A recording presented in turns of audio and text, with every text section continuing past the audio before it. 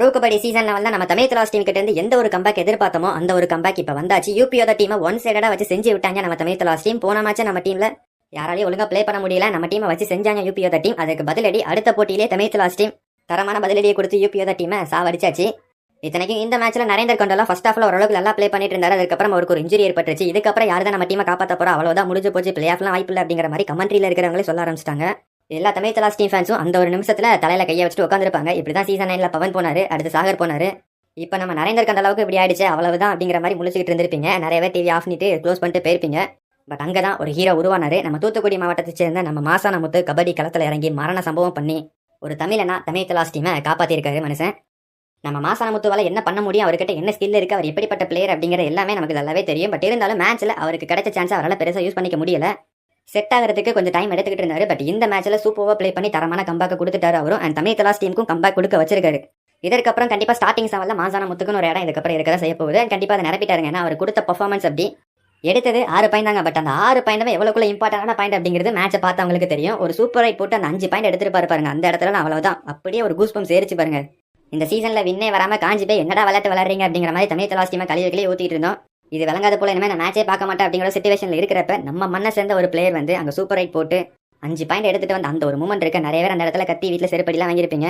But இருந்தாலும் அதெல்லாம் வேற லெவல் சம்பவம். அது மட்டும் இல்லாமல் டூவாட ரயிலில் பாயிண்ட் எடுத்து ஆல் அவுட் ஆக்குறதெல்லாம் தள்ளி தள்ளி போட்டு அதற்கப்புறமும் கிடைக்கிற டூவாட ரயிலில் போயிட்டு அப்பவும் பாயிண்ட் எடுத்து அவரை ப்ரூவ் பண்ணி காமிச்சாரு பாருங்க. அந்த இடத்துல தான் முடிவு பண்ணியாச்சு, இனிமேல் இவன் தான் நம்மளுக்கு கிடைச்ச சூப்பர் ஹீரோ அப்படிங்கிறத. ஏன் இப்படி சொல்றேன்னா, அவர் ஸ்கில்ஸை அந்த இடத்துல எப்படி யூஸ் பண்ணாரு. அண்ட் ஒரு பெரிய ரைடருக்கான ஒரு ஸ்கில், ஒரு ப்ரொஃபஷனல் ரைடர் மாதிரியே ப்ளே பண்ணிட்டு இருந்தாரு.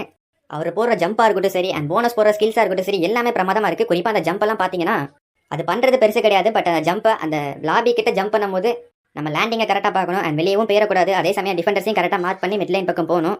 இதெல்லாம் கரெக்டாக பண்ணுறது எவ்வளோக்குள்ள ரிஸ்க் அப்படிங்கிறது நமக்கு நல்லாவே தெரியும். நரேந்தர் கண்டளவும் நிறைய டைம் ஜம்ப் போடுவார், பல டைம் தலையில் வாங்குவார்.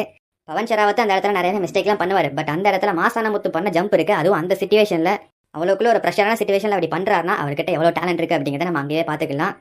தலைமை கிட்ட ஸ்பீட் இருக்கு, எல்லாமே இருக்கு. அவர் கரெக்டாக யூஸ் பண்ணதுக்கப்புறம் இந்த மேட்ச்ல ப்ராமிசிங்கான பர்ஃபார்மன்ஸ் கொடுத்து ப்ரூவ் பண்ணி காமிச்சிட்டாரு. வெனுக்கு அவர் மட்டும் தான் காரணமா கேட்டீங்கன்னா கண்டிப்பாக கிடையாது. அவங்க கூட சேர்ந்து பர்ஃபார்ம் பண்ண மோயின் சஃபாகி அவருமே ஒரு முக்கியமான ரீசனாக இருந்தார். இந்த மேட்ச்ல நல்லாவே ப்ளே பண்ணாரு. குறிப்பாக அந்த 2 பிளேயர் இருக்கும் போதெல்லாம் பாயிண்ட் எடுத்து ஆல் அவுட் ஆக்குனது அந்த இடத்துல மேட்ச் அப்படியே கம்ப்ளீட்டாக நம்ம பக்கம் மாற்றியாச்சு. அண்ட் அதே மாதிரி இந்த மேட்ச்ல இந்த ஒரு கான்ஃபிடென்ட்டாக இந்த மேட்ச்ல நம்மளால பர்ஃபார்ம் பண்ண முடியும் அப்படிங்கிற ஒரு கான்ஃபிடென்ட்டை கொடுத்தது நம்ம நரேந்தர் கண்டலா தான். ஃபர்ஸ்ட் ஹாப்ல பாயிண்ட் ஸ்கோர் பண்ணி நிறையவே பாயிண்ட்ஸ் எல்லாம் எடுத்துட்டு வந்து நம்ம டீமுக்கு கான்ஃபிடென்ட் கொடுத்தாரு. மொமெண்டம் தான் நம்ம பக்கம் எடுத்துட்டு வந்தாரு. ஃபர்ஸ்ட் ஹாஃப்ல 6 பாயிண்ட் எடுத்து கம்பேக் கொடுத்தாரு. இந்த மேட்ச்ல அவ்வளோ தான் சூப்பர் 10 போட்டு திரும்பவும் பழைய ஃபார்முக்கு வந்துருவார் அப்படிங்கிற மாதிரி நினைச்சிட்டு இருந்தோம். பட் அன்ஃபார்ச்சுனேட்லி அவருக்கு ஒரு இன்ஜுரி ஏற்பட்டுருச்சு. எல்லாரும் பயங்கர வருத்தத்தில் இருந்திருப்பீங்க. பாதி பேர் அதெல்லாம் ஆரம்பிச்சு டிவி ஆஃப் பண்ணிட்டு போயிருப்பீங்க. பட் அதற்கப்புறம் மாசான முத்து உள்ள வந்து சரியான சம்பவத்தை பண்ணி அந்த மேட்ச் எங்கேயோ போக வேண்டியது. பட் இவ்வளோ பெரிய டிஃபரன்ஸில் வின் பண்ண வச்சிட்டாரு. இதுக்கெல்லாம் கண்டிப்பாக நம்ம அவரையும் பாராட்டியாகணும், அண்ட் டீமையும் பாராட்டியாகணும், கோச்சையும் பாராட்டியாகணும். சூப்பராக ப்ளே பண்ணாங்க. அண்ட் டிஃபென்ஸுமே இன்னைக்கு நல்லா பண்ணாங்க. சாகில் கோலி அந்த மேட்ச்சில் வந்தார். பட் எதுக்கு வந்தாருன்னு தெரியல. நான் இதை பற்றி தனியாக ஒரு வீடியோவை அப்லோட் பண்ணுறாங்க. சாகில் நல்ல பிளேயர் தான், அவரால் பாயிண்ட் எடுக்க முடியும். பட் இருந்தாலும் அந்த இடத்துல நிதேஷ் அவரை விட நல்லா ப்ளே பண்ணுறாரு அப்படிங்கிறப்ப நம்ம நிதேஷுக்கு தான் முன்னுரிமை கொடுக்கணும். அதே மாதிரி தான் சச்சின் ஒழுங்காக ப்ளே பண்ண மாட்டுக்கார் அப்படிங்கிறது நமக்கு நல்லாவே தெரியுது. இப்போ நெருந்தும் அவர் ஏன் இறக்குறாங்க அப்படிங்கிறது தெரியல. இந்த மேட்ச்சில் நரேந்தர் எல்லாம் ஒரு எக்ஸ்பீரியன்ஸான பிளேயர் தேவை அப்படிங்கிற மாதிரி கொண்டு வந்தாங்க. பட் இதற்கப்புறம் மேட்சஸில் கண்டிப்பாக சச்சினா நீங்கள் கொஞ்ச நாளைக்கு இறக்க வேண்டாம். ஏன்னா மாசான முத்து நல்லா ப்ளே பண்ணுறாரு, விஷால் சகல் நல்லா ப்ளே பண்ணுறாரு, மோயின் சஃபாகி நல்லா ப்ளே பண்ணுறாரு அப்படிங்கிறப்ப நீங்கள் அவங்களே தொடர்ந்து நல்லா யூஸ் பண்ணி நல்லா பர்ஃபார்ம் பண்ண வைக்கலாம். ஏன் திரும்ப நரேந்தர் பக்கமும் சச்சின் பக்கமும் போகிறாங்க அப்படிங்கிறது தெரியல. நரேந்தர் கண்டலாவது அப்பப்போ பர்ஃபார்ம் பண்ணுறாரு. பட் சச்சின் ரொம்பவே மோசமாக பண்ணிட்டு இருக்காரு. நீங்கள் அவருக்கு இன்னுமே கொஞ்சம் டைம் ஸ்பேஸ் அதிகமாக கொடுத்து அவரை ஒர்க் அவுட் பண்ணி அவரை ஸ்கில்லை இம்ப்ரூவ் பண்ணுறதுக்கும் அவரோட கான்ஃபிடென்ட்டை ஏற்றுறதுக்கும் நீங்கள் டைம் கொடுக்கலாம். அண்ட் இதுக்குன்னு சொல்லி தான் நீங்கள் ஒரு கோச்சை உள்ள வச்சிருக்கீங்க, சீஃப் கோச்சா உதயகுமார் சார். அவர் வெறும் சீஃப் கோச் மட்டும் கிடையாது, இந்த மாதிரியான பிளேயரோட பர்சனல் டெவலப்மெண்ட்க்கும் அவங்களோட க்ரோத்துக்கும் இருக்கக்கூடிய ஒரு கோச்சாக தான் அவர் இருக்காரு. அப்படிங்கிறப்ப அவர்கிட்ட ஒரு 1 வீக் விட்டு நல்லாவே ட்ரெயின் பண்ணி இன்னும் அவரோட ஸ்கில்ஸை இம்ப்ரூவ் பண்ண பார்க்கலாம். நரேந்தர் கண்டலா இந்த மேட்ச்சில் சக்ஸஸ் ஆனார்னா அதுக்கு காரணம் அதுதான். இதுக்கு முன்னாடி ஏன்னா தானே போயிட்டு வராரு. பட் இந்த மேட்ச்சில் நல்லாவே போனஸ் பாயிண்ட் எடுத்தாரு. அண்ட் டோ டச் பண்ணாரு, டுக்கி பண்ணாரு, ரைட்ல வேரியேஷன் காமிச்சாரு. எப்போது மாதிரி ஒரே மாதிரி போகாம அவரால் என்ன பண்ண முடியும் அப்படிங்கிறத அங்கே காமிச்சிக்கிட்டே இருந்தாரு. இதனால டிஃபெண்டர்ஸால ப்ரெடிக்ட் பண்ண முடியல.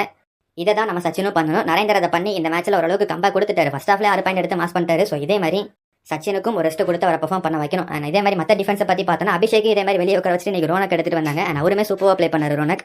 அந்த ஒரு சேஞ்ச் தாங்க வேணுங்க. பெரிய பிளேயர் அவங்க நம்ம இந்த ஆப்ஷன்லேயே அதிக வேலைக்கு கொடுத்து எடுத்து அப்படிங்கிற மாதிரிலாம் யோசிக்காம வெளியே உட்கார வைக்கணும். அவரும் தப்பாலாம் நினைக்க மாட்டாருங்க.